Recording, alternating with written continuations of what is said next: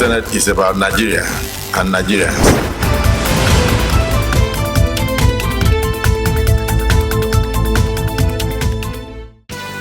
Let us never forget that we are here to serve the Nigerian people, to uplift the lives of the less fortunate, and to create an environment where every citizen can thrive and fulfill their potentials through legislation. Senate President harps on good governance and people-friendly policies as Senate resumes plenary. Third reading taken and passed. And senators endorse request to extend the 2023 Supplementary Appropriation Act.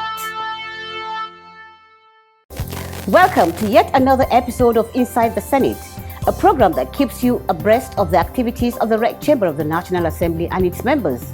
I am Hadiza Bayero Aliu, your regular anchor on the program.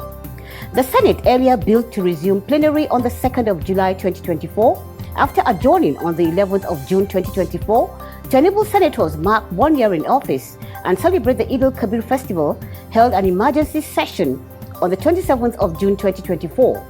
This was to enable it pass the 2023 Supplementary Appropriation Act Amendment Bill to further extend its implementation period to 31st December 2024. While welcoming senators upon resumption, Senate President Godswill Akpabio enjoined senators to work hard and come up with people-friendly policies. These stories are more on this episode of Inside the Senate. Stay with us. Promote the unity, happiness, and prosperity of Nigeria. The Defense Industries Corporation of Nigeria Act Repeal and Reenactment Bill 2023. And this act should be supported by all. There are issues that we must use this opportunity to critically address. We accord this motion the urgency and the necessity it requires. I rise the second motion. The ayes have it.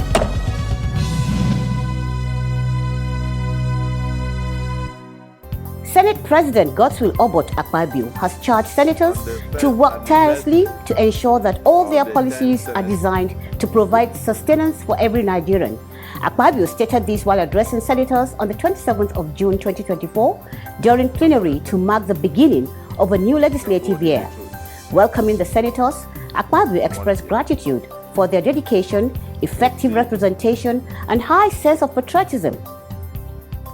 In the face of challenges and various responsibilities, you have remained very steadfast in your mission to save the Nigerian people. You have been the voice of the voiceless, the champions of the marginalized, and guardians of our shared aspirations. Your tireless efforts in the pursuit of justice, progress, and the common good of all have not gone unnoticed. You have exemplified the true essence of patriotism, placing the needs of our beloved nation above all else. In the previous legislative year, this 10th Senate etched its name in the annals of history with groundbreaking bills and legislations that ignited the Nigerian spirit. We swiftly passed the 2024 Appropriation Bill in record time, and the President ascended this into an Act of Parliament on the first day of January 2024. This set the stage for a timely implementation of the 2024 budget. In response to our unwavering patriotism and sense of duty, we championed the Southeast Development Bill. We also bridged the gap between our illustrious past and our inspiring future with the National Anthem Bill of 2024. Senator Akpabio also noted that the 10th Senate has recorded some milestones, but admitted that there are still many challenges ahead. Distinguished colleagues, I implore you to remain focused on the welfare of the people in your actions and decisions. Let us never forget that we are here to serve the Nigerian people, to uplift the lives of the less fortunate, and to create an environment where every citizen can thrive and fulfill their potentials through legislation.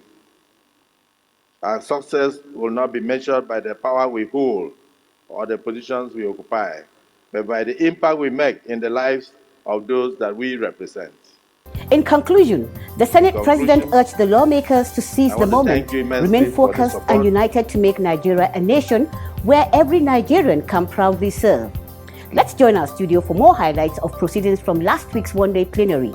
Keep watching. On Thursday, 27th June 2024, the Senate during plenary considered two bills for first and second reading. They include 2023 Supplementary Appropriation Act Amendment Bill 2024 and 2023 Supplementary Appropriation Act Amendment Bill to further extend its implementation period to 31st December 2024 and for related matters.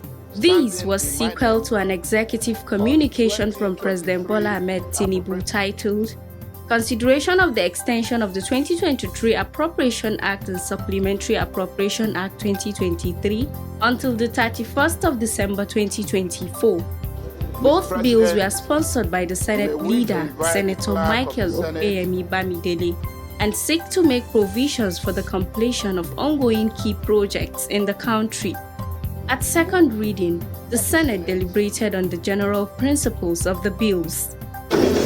These bills, therefore, intend to further extend the implementation period of both acts to 31st December 2024 in view of the strategic importance of some key projects that are nearing completion, and to allow for continued implementation for the maximum benefit of the country.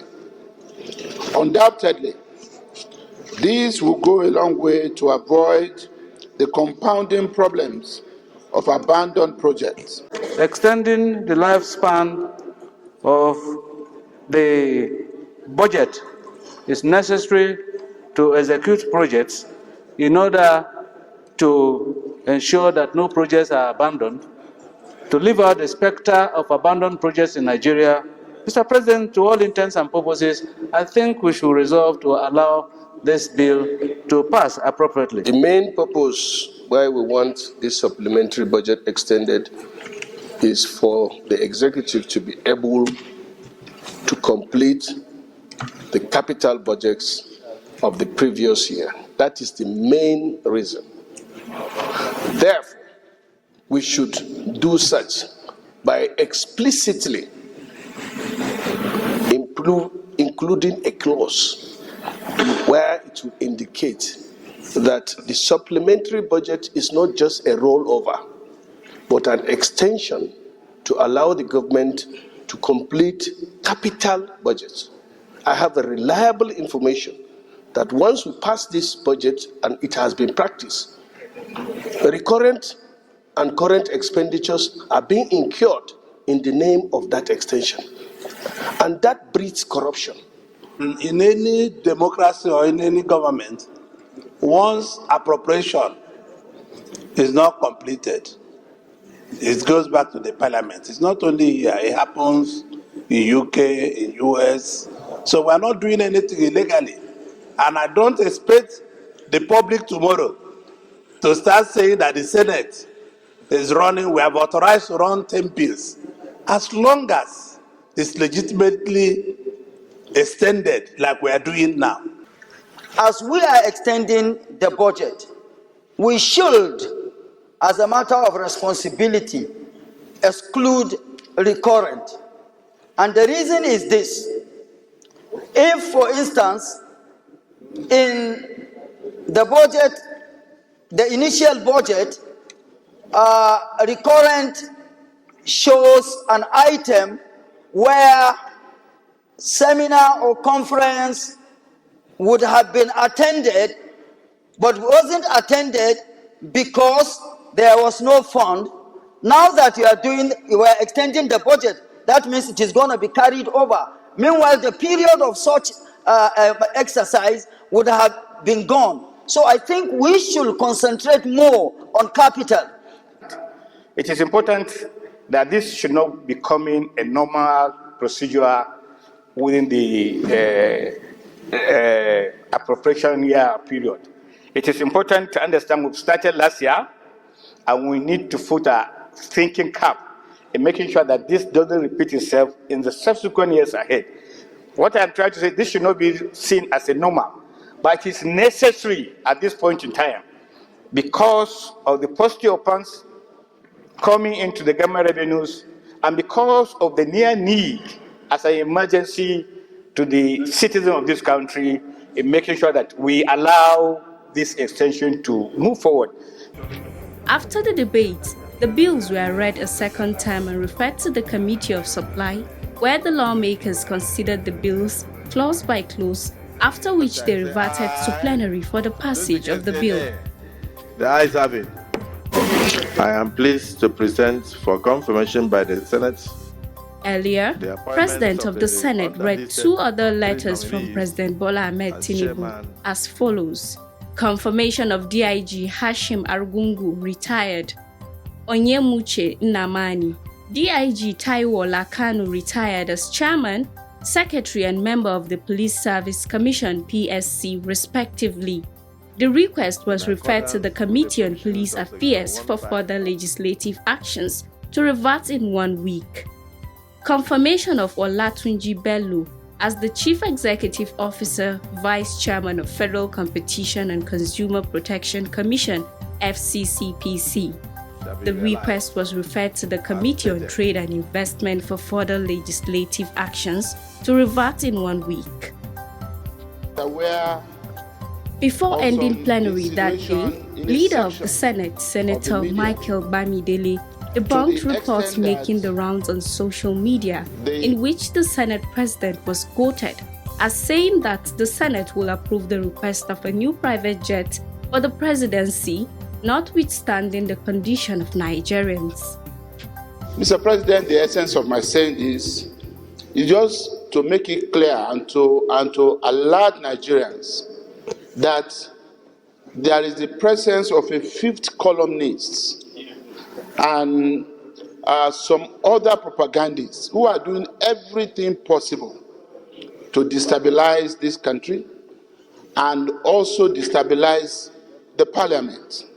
Mr. President, I say for the record, as the leader of this Senate, that there is no request before this Senate as of yet. So there could not have even been a basis for us to debate whether we are going to approve or not. It had never been discussed either on the floor of this Senate or among individual senators or at the executive's closed session. There is no such request. The duties of Mr. President. In response, Senate President Godswill Akpabio pointed out that the presidency has not approached the National Assembly with a request for a new presidential jet. When you hear stories such as the death of the Vice President of Malawi as a result of defective plan, and then you hear stories such as the death of the President of Iran as a result of defective craft. In fact, this time it was a helicopter and all that. We shouldn't ever dream and allow such to be a portion. It won't be. The Senate is very responsible. The National Assembly is very responsible. We will look into issues that will benefit the governance of the country, irrespective of anticipatory blackmail. Get the words, anticipatory blackmail. They know very well that something like that may come in future, and if it's a necessity, the Senate will look into it. But there is nothing like that before us now.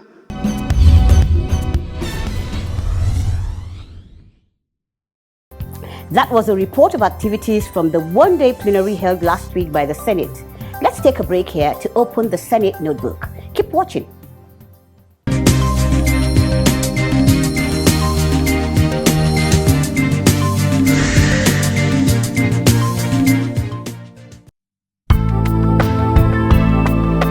The Majority Leader of the Senate is a key position in the Senate. The position is held by the head of the party that has the most seats in the Senate. The Majority Leader is responsible for setting the legislative agenda, scheduling debates and votes, and ensuring party cohesion and the coordination of the party's policies and strategies. The Majority Leader plays a crucial role in negotiations with the Minority Leader and other members of the Senate, as well as with the House of Representatives and the President. We are fighting for this democracy. This country will definitely improve in terms of development and progress. Nigerians deserve better living. Both the executive and the legislature, they are going to put in their best for a better Nigeria.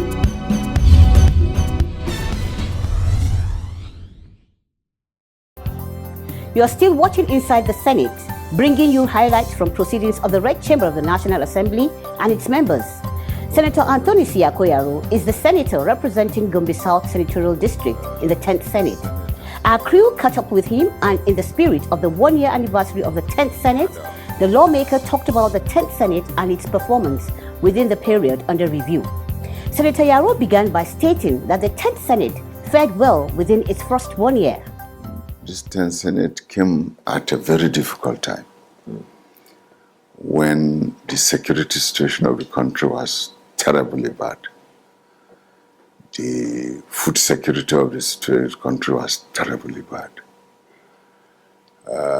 But we thank God that there were not so much political upheavals, consequential upon the elections and all that. And we also had a peaceful internally Senate, our internal elections. We also succumbed it. And God stabilized us very well that we are where we are today, Immediately we signed on, we started with the issue of the budget. Successfully, one of the biggest budget, 28.7 trillion,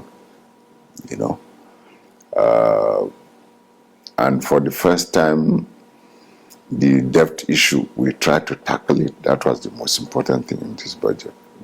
Yes, there was a 8 trillion naira debt element, but it was, it's not growing. That's the good thing. And in fact, the day we were screening ministers that week, we raised such issues with the relevant ministers about debt management for this country. And that's what we try to, deviate a little bit from previous Senates to see that we don't burden our children, our great-great-grandchildren. The security situation has improved because immediately we signed on, we called the National Security Advisor and all his people, Chief of Army Staff, Defense Staff, Navy, Air Force, all of them, Police, IG. We were together, we brainstormed, and just a few weeks after that, the NSA came and briefed us to say things have improved tremendously. Number of cases have dropped, recoveries have been made of humans, and so many assets. The lawmaker further speaks on the relationship between members of the 10th Senate.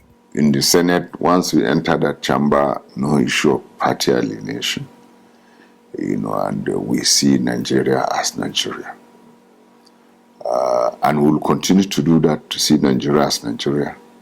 That's the end thing. Try to gain some more unity level than it is now in this country. This country was highly divided. So we are trying to see how that we can put it together and see how we forge it with unity.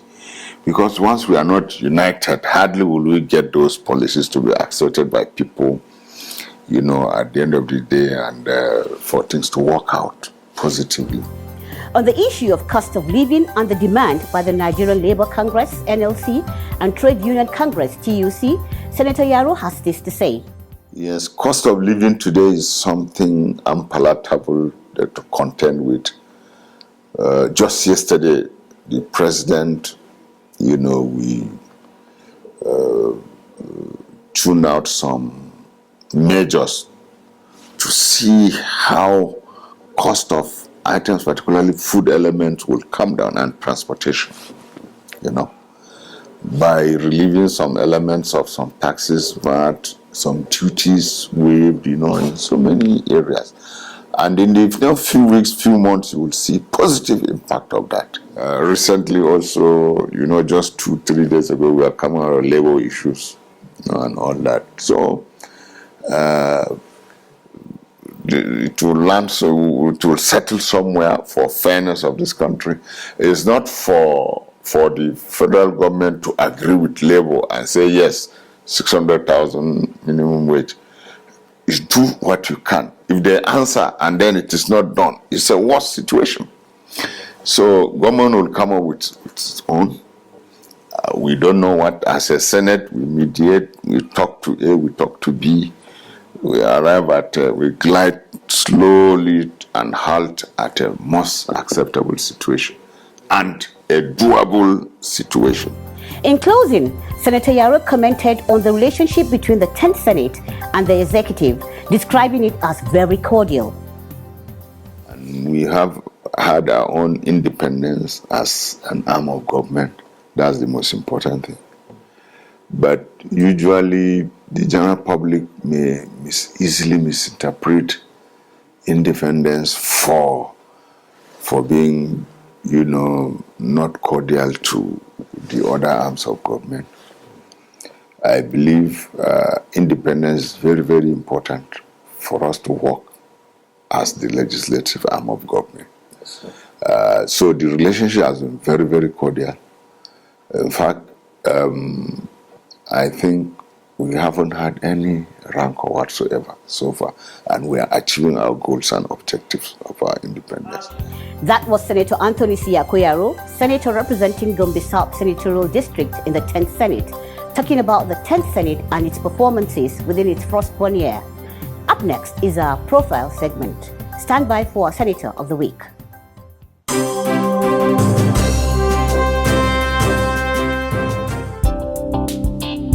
Senator Okechukwu Ezie is the current senator representing Enugu North Senatorial District in the 10th Senate. He was born on the 11th of August 1963 in Enugu State. He attended community primary school Umachi in Enugu Ezike and Nsukka High School in Nsukka for his secondary education. Senator Ezie proceeded to the University of Nigeria, Nsukka, where he studied political science, graduating with a bachelor's degree in 1986. Senator Ezie also had his LLB and LLM in law from the University of Lagos, Akoka. After his National Youth Service in September 1987, Senator Okechukwu Ezie got employed into the Nigerian Customs Service, where he rose to the rank of Deputy Superintendent and retired in 1994. In same year, Senator Ezie ventured into business and founded the Ideke Shipping Limited. Between 1995 and 2018, Ideke Shipping provided a number of intermodal logistics services. He subsequently founded Ideke Engineering Limited, Ideke Overseas Limited, Damic Ventures Limited, and Damic Security Limited. Senator Okechukwu Ezie took interest in politics while still in the University of Nigeria, where he held school positions. In 2007, he became a full-time politician and contested as the candidate of the Labour Party in the 2007 Enugu State gubernatorial election, but lost out at the Enugu State Governorship Election Tribunal of that year. In 2013, Senator Okechukwu Ezie co-founded the All Progressives Congress APC in Enugu and became its gubernatorial candidate in 2015, but lost the election.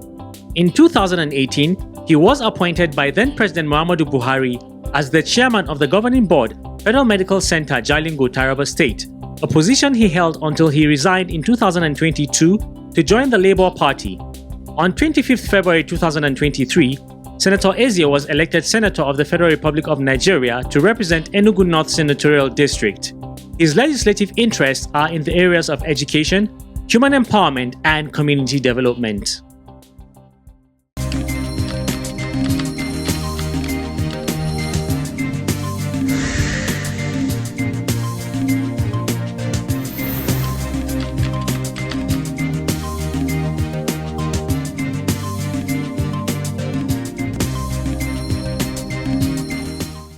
With that, we end this episode of Inside the Senate. We'll continue to bring you reports from the Red Wing of the National Assembly. Until I come your way again, do have a wonderful time.